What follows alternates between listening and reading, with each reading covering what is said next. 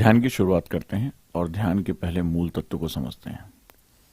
हमारी एक स्टूडेंट ने क्वेश्चन भेजा कि वो वर्षों से वो और उनका परिवार हार्टफुल मेडिटेशन यानी हृदय चक्र पे ध्यान लगाता है, और आप आज्ञा चक्र यानी कि जो माइंडफुलनेस है उस पर आप फोकस करते हैं।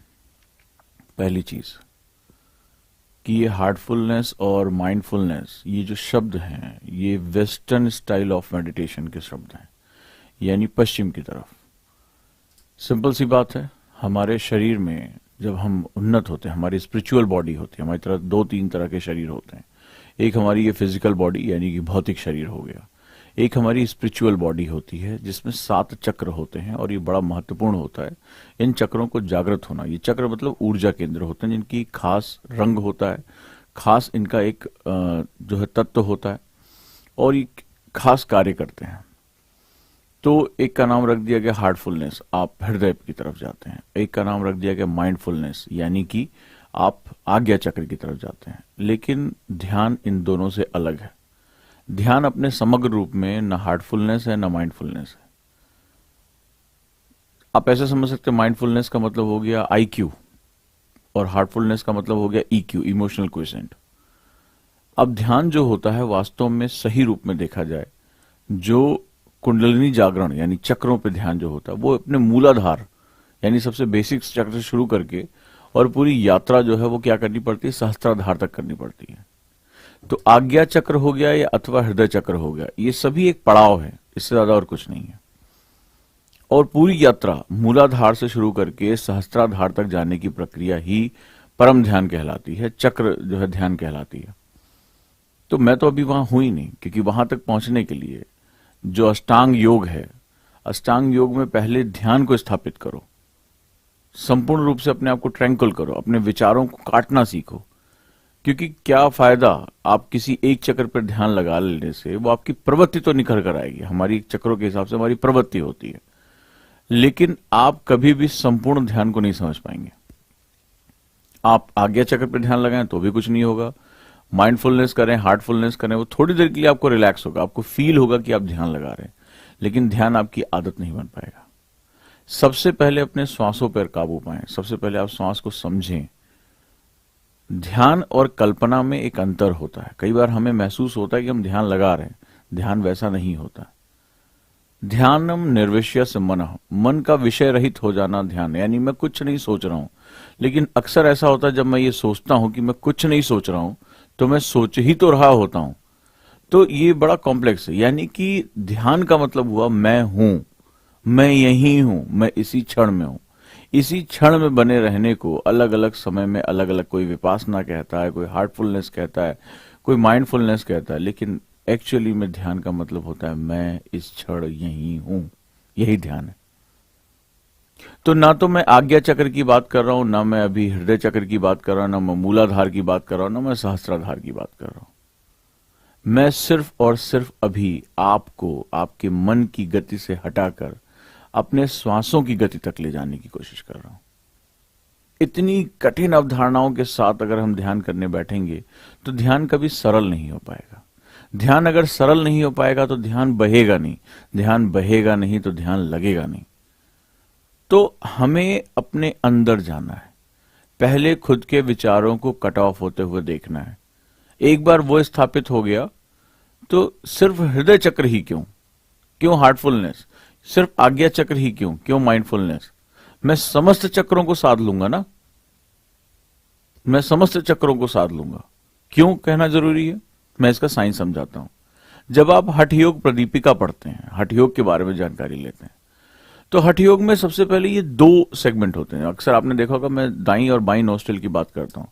हठ, ह और ठ, ह का मतलब होता है सूर्य और ठ का मतलब होता है चंद्र। तो ये सूर्य नाड़ी हो गई जो अग्नि प्रज्वलित करती है, और ये चंद्र नाड़ी हो गई जो शीतलता लेकर आती है। जब ये दोनों संतुलित होती हैं, जब दोनों जो बैलेंस होती है, तो सुषुम्ना जागृत होती है, जो कि हमारे पूरी रीढ़ की हड्डी से होकर गुजरती है। वो जो सिल्वर लाइन होती है जिस पर मैं कहता हूं उसको फील करो, तो सुषुम्ना जागृत होती है। तो इडा और पिंगला के संतुलित होने से सुषुम्ना जागृत होती है। सुषुम्ना के जागृत होने से, उसके अवेक होने से चक्र जागृत होते हैं। जब आप मूलाधार की तरफ जाते हैं। और आप अंदाजा लगाइए कि हमारे कौन से ऐसे तत्व हैं जो हमें ध्यान नहीं लगाने देते, जो हमें मेडिटेट नहीं होने देते। भगवत गीता में इसके बारे में कहा गया है, काम, क्रोध, लोभ, मोह, यही मनुष्य के सबसे बड़े दुर्गुण हैं।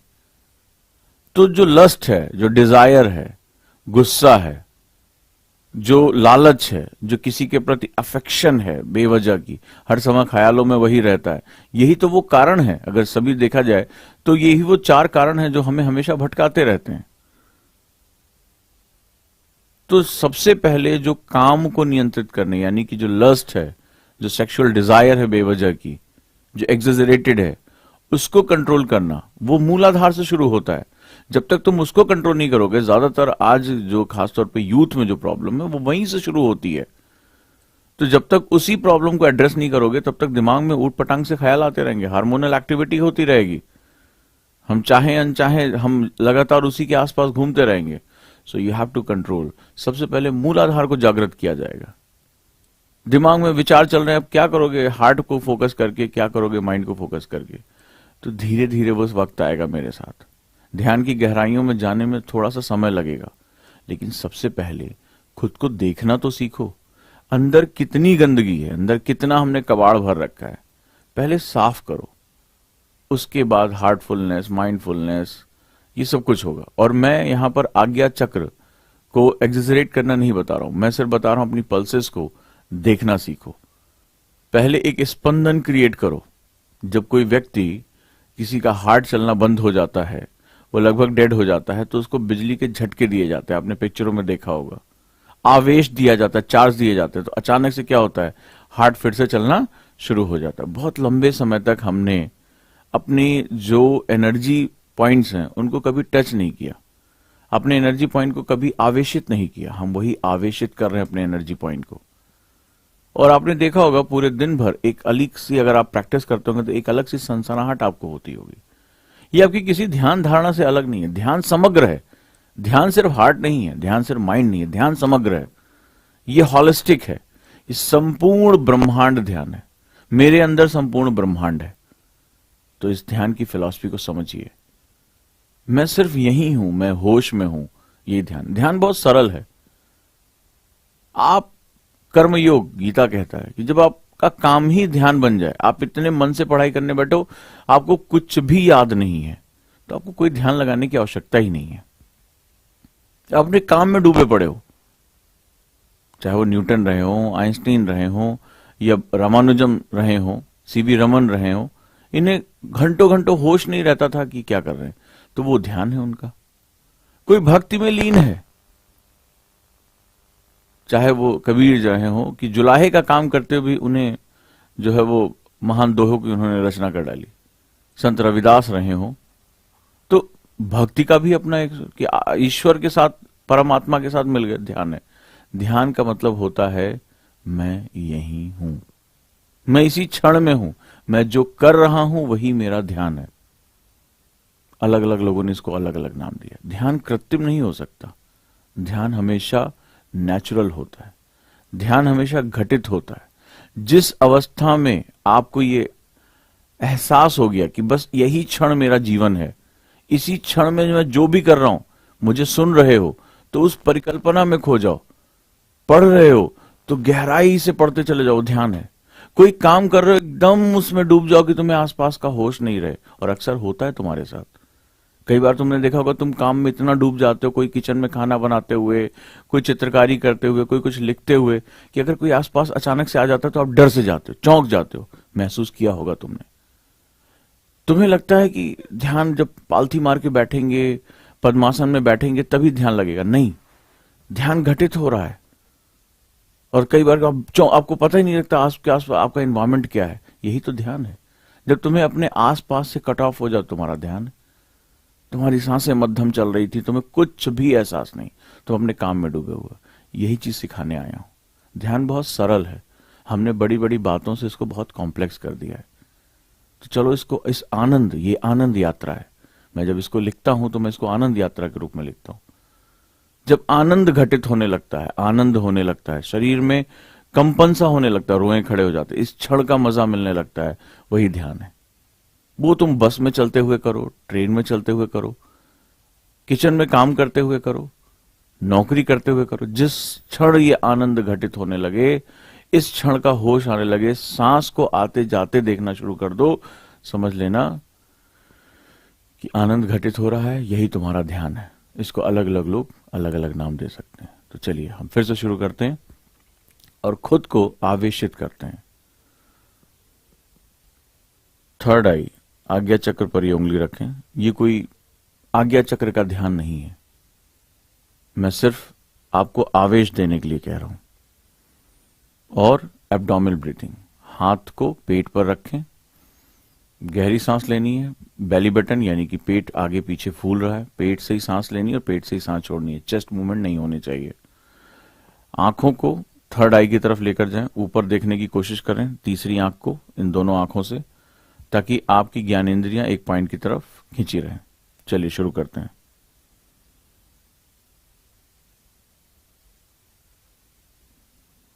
टेन से शुरू करके 1 तक आएंगे।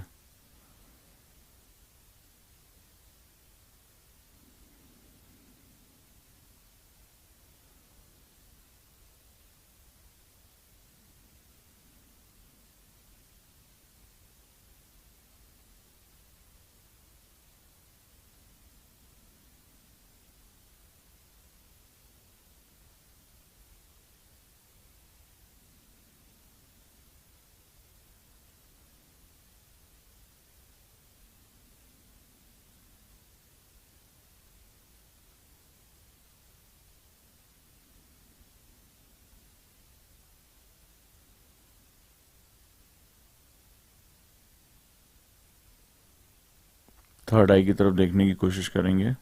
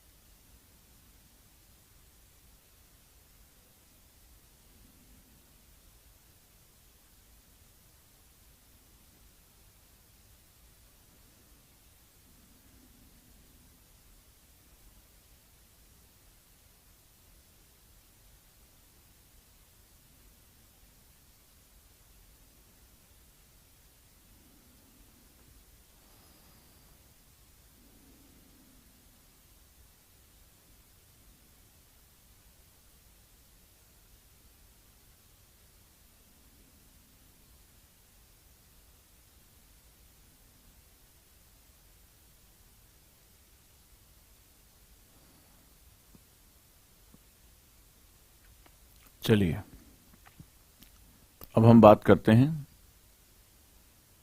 कल हम लोगों ने कुंभक यानी सांस को कुछ समय के लिए होल्ड करना सीखा। आज उसी व्यायाम को, अनुलोम विलोम को हम आगे लेके चलेंगे, लेकिन आज हम सीक्वेंस को चेंज करेंगे।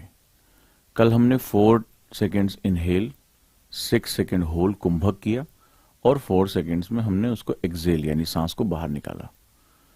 फिर से अनुलोम विलोम। जो बच्चे नए हैं, अनुलोम विलोम की वजह से हमारा दिमाग, जो उसके 2 गोलार्ध होते हैं, हेमिस्फीयर होते हैं, राइट और लेफ्ट हेमिस्फीयर, वो दोनों सिंक्रोनाइज हो जाते हैं और हम पूरे दिन भर ज्यादा इफिशिएंटली वर्क कर पाते हैं। तो हमें अब क्या करना है, फिर से उसको करना है।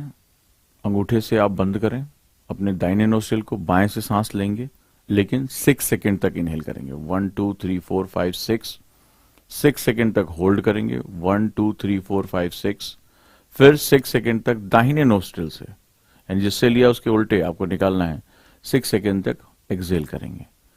ब्रीदिंग को कंट्रोल करना हम सीख रहे हैं, क्योंकि ब्रेथ को कंट्रोल करते ही ध्यान की अवस्था में आप प्रवेश कर जाते हैं।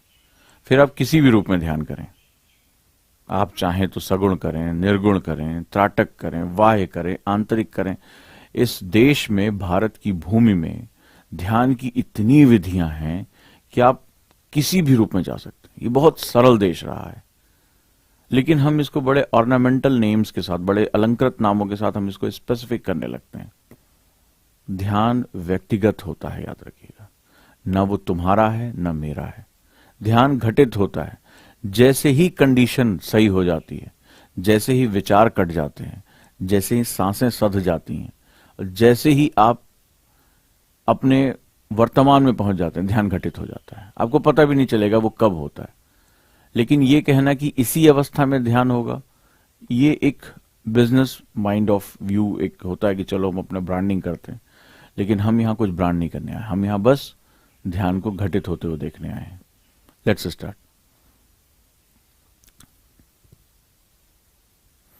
6 time inhale, nostril lock,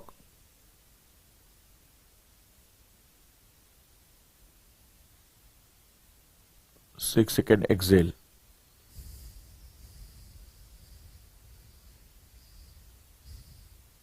again दाहिने से 6 सेकेंड तक सांस अंदर, 6 काउंट करिए।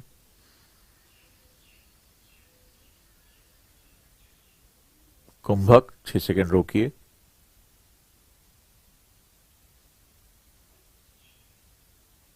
और अब बाहर निकालिए बाएं नोस्ट्रिल से।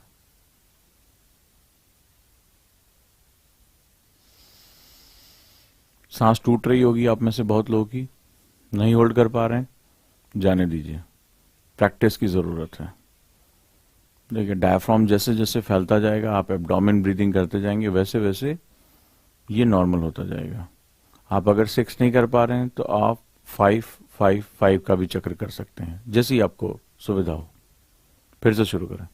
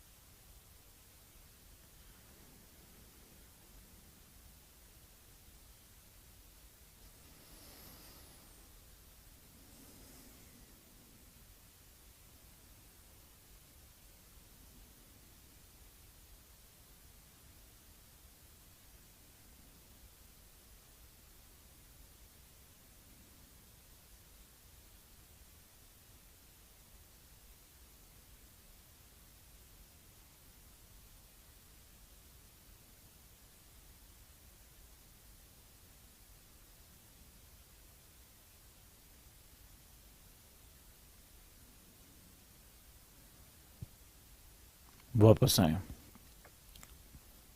आपने एक बात महसूस की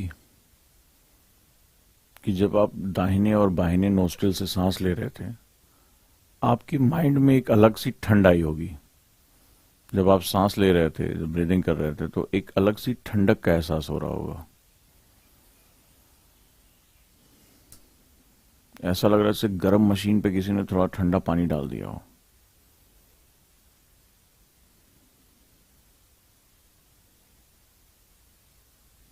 एब्डोमेन ब्रीदिंग करें।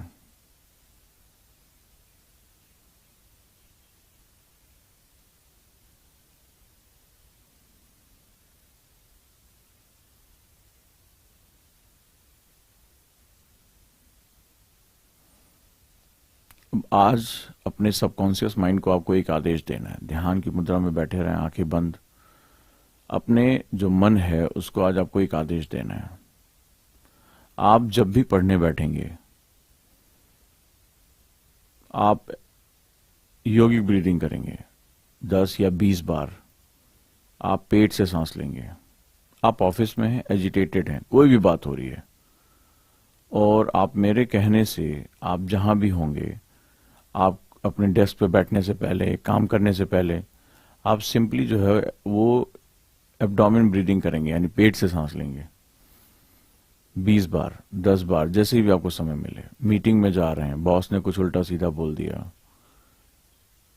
या पढ़ाई करने बैठ रहे हैं, हर बार जब भी आप पढ़ने बैठेंगे आज 20 टाइम्स आप सिर्फ और सिर्फ एब्डोमेन ब्रीदिंग करेंगे, यानी हाथ को पेट पे रखेंगे और सांस को बिल्कुल अपने नोस्ट्रिल से होते हुए अपनी सुषुम्ना के साथ आप अपने पेट तक ठंडी जो वायु है उसको फैलते हुए देखेंगे। इसमें इतनी शक्ति है कि ये सारे तनाव, गुस्सा, फ्रस्ट्रेशन सबको गायब कर देगी। जितनी भी आप पढ़ने की सिटिंग लेंगे उससे पहले आपको सिर्फ 20 बार ये सांस लेनी है। आप ऑफिस में हैं, जहां भी कोई तनाव हो रहा है, आप डीप ब्रीदिंग करेंगे। चेस्ट में सांस नहीं जाएगी, सिर्फ एब्डोमेन में जाएगी। और जो कुछ भी होगा उसको डायरी में आप लिखेंगे। शाम को आने के बाद कि क्या हुआ, आपके गुस्से के ऊपर क्या फर्क पड़ा, फ्रस्ट्रेट थे क्या फर्क पड़ा, पढ़ने में मन नहीं लग रहा था क्या फर्क पड़ा। 20 ब्रीदिंग एब्डोमेन, हाथ को बेली पे रखना है, आउट इन, एक्सेल इनहेल, आपको ये करना है। तो ऐसी कंडीशन में उसका क्या प्रभाव रहे, 2-3 दिन आप मुझे लिखकर बताएंगे कि सर इतना प्रभाव पड़ा या इस रूप में प्रभाव पड़ा। और पूरे दिन आप पॉजिटिव बने रहेंगे। अपने अंदर एक ऊर्जा को बहते हुए देखिए।